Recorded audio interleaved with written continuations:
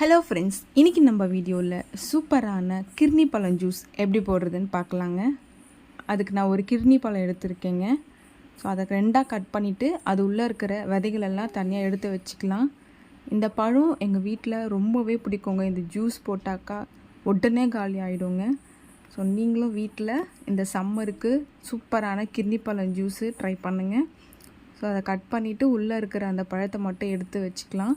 இப்போ மிக்ஸி ஜாரில் அந்த பழத்தை போட்டுட்டு கூடவே சுகர் ஆட் பண்ணிவிட்டு தேவையான அளவுக்கு ஐஸ் க்யூப் சேர்த்துட்டு ஒரு டம்ளர் பால் ஆட் பண்ணிவிட்டு நல்லா மிக்சியில் நல்லா கிரைண்ட் பண்ணிக்கோங்க.